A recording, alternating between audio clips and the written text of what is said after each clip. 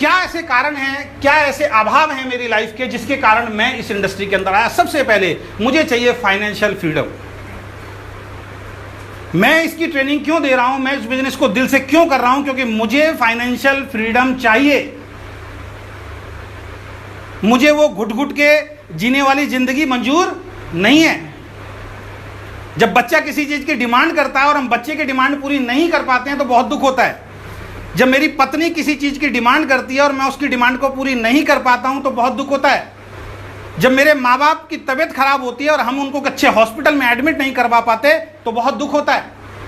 जब हमें किसी शादी फंक्शन में जाना होता है और हम बसों में और मोटरसाइकिल पे धक्के खाते हुए जाते हैं और कोई आदमी गाड़ी में जाता है तो बहुत दुख होता है। जब कोई मुझसे मदद मांगने के लिए आता है और मैं उसकी मदद नहीं कर पाता हूं तो बहुत दुख होता है। और सारी चीज किससे होती है सर? बाप बड़ा ना भैया, सबसे बड़ा। तो मेरा इस बिजनेस में आने का सबसे पहला रीजन, सबसे पहला कारण क्या है? वो है फाइनेंशियल फ्रीडम मुझे चाहिए। क्योंकि मैंने सेमिनार में जाके देखा है कि जो लोग इस बिजनेस को 3 साल, 5 साल, 7 साल, 10 साल से कर रहे हैं वो सारे के सारे लोग लखपति और करोड़पति बन चुके हैं। जब वो बन सकते हैं तो मैं क्यों नहीं बन सकता?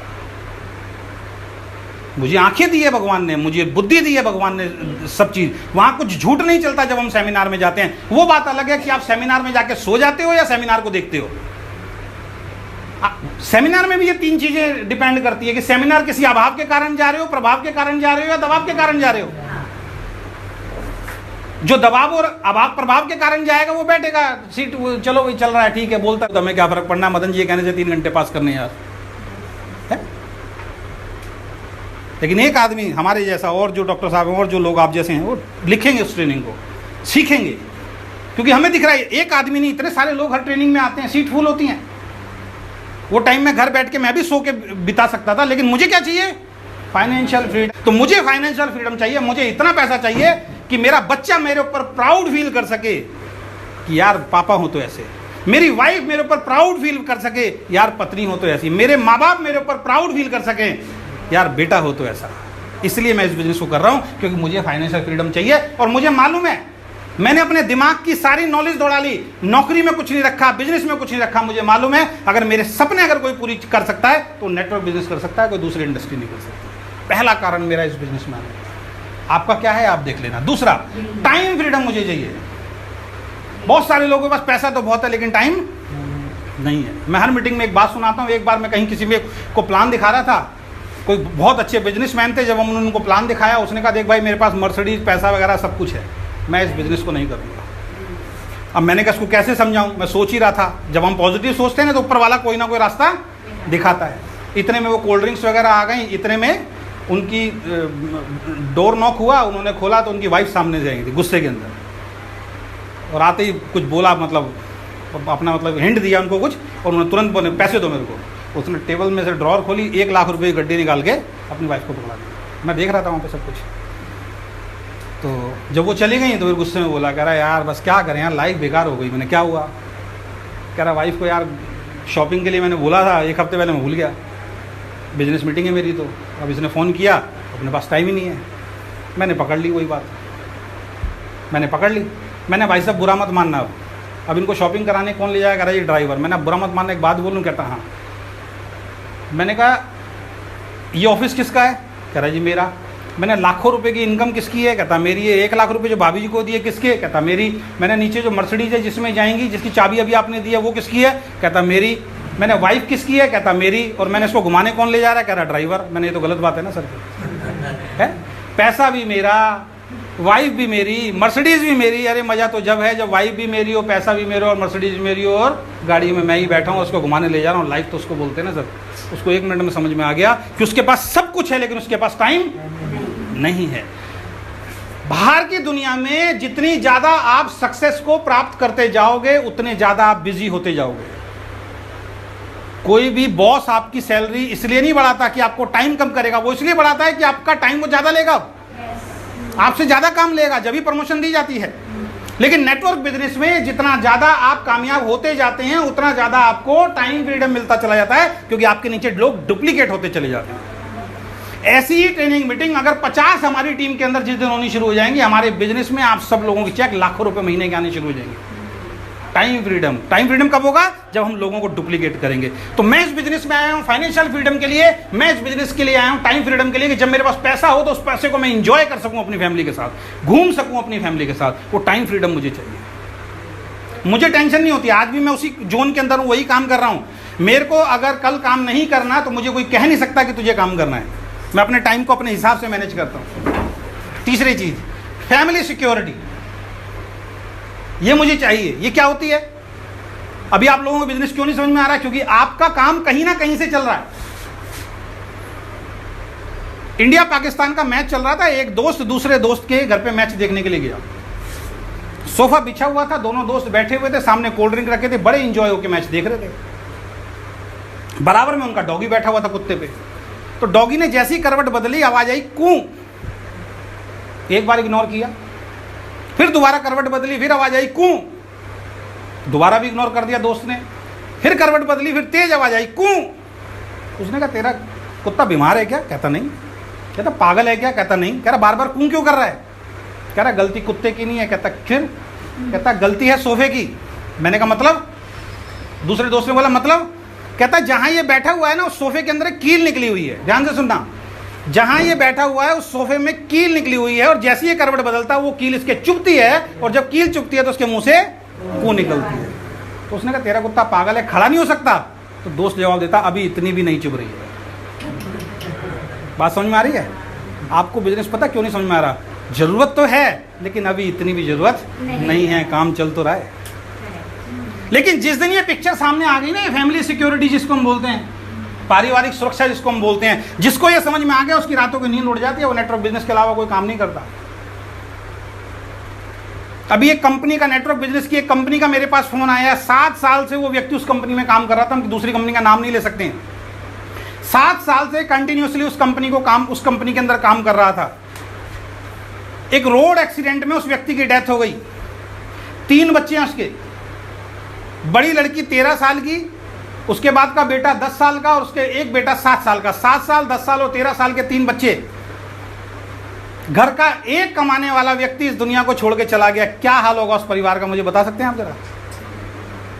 लेकिन पता नीचे बड़े बड़े शब्दों में क्या लिखा था कि उसके परिवार को उसके जाने का 1% भी टेंशन नहीं है। कारण पता क्या है? क्योंकि 7 साल से उस कंपनी में उसने जो मेहनत करी, उस मेहनत के बदले 14 से 15 लाख रुपए महीना उस बिजनेस से उसके घर में आ रहा है। वो व्यक्ति दुनिया में नहीं है, लेकिन उसकी टीम तो दुनिया में है। टीम पैसा उस व्यक्ति से नहीं आता, पैसा टीम से आता है। टीम काम करना बंद नहीं करेगी, पैसा जाना कभी लाइफ में बंद नहीं होगा। इसको बोलते हैं फाइनेंशियल सिक्योरिटी, फैमिली सिक्योरिटी। अभी आपको समझ में पता क्यों नहीं आ रहा? क्योंकि काम चल रहा है हमारा।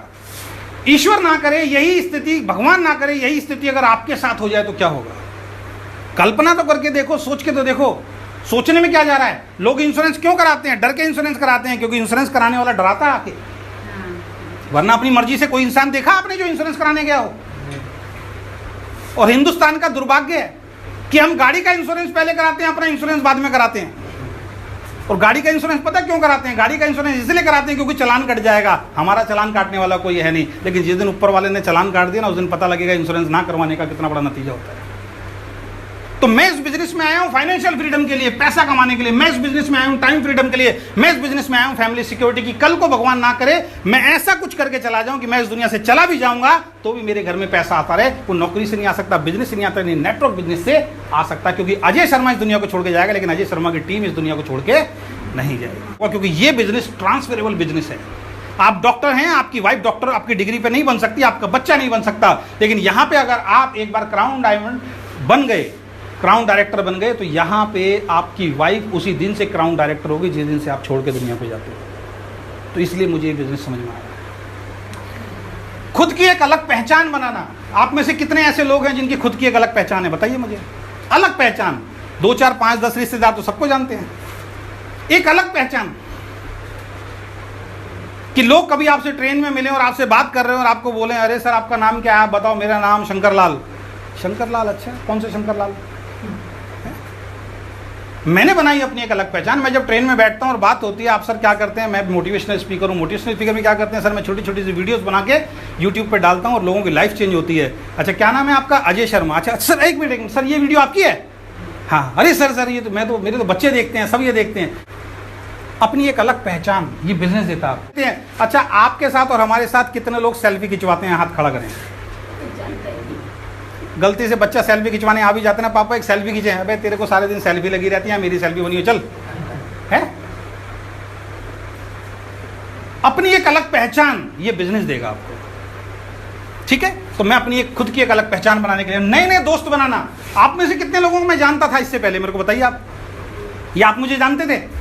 लेकिन ये बिजनेस नए नए दोस्त बनाने का एक मौका आपको देता है। नौकरी में वही चेहरा उठा के ऑफिस में चले गए, सामने वाला भी वही चेहरा उठा के ऑफिस में आ गया, दोनों एक दूसरे को देख रहे हैं, रोज वही चेहरे, कभी पसंद कभी नापसंद, तब भी झेलना पड़ रहा है।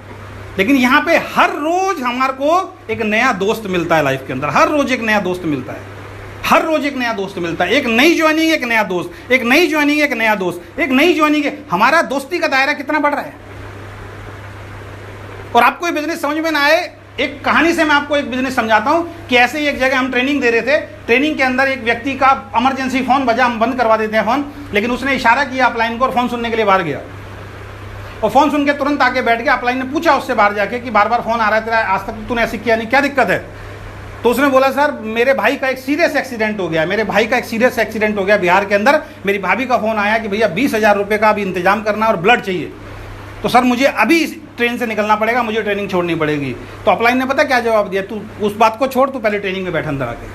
उस लड़के को इतना गुस्सा आया कि मेरे भाई का एक्सीडेंट हो गया, 20,000 रुपये देने हैं, ब्लड देना है और ये मुझे ट्रेनिंग में बैठने के लिए कह रहा है। लेकिन अपलाइन की इज्जत करता था, ट्रेनिंग में बैठ गया कि अपलाइन अगर कोई बात बोल रही है तो उसकी बात में कोई ना कोई कारण होगा।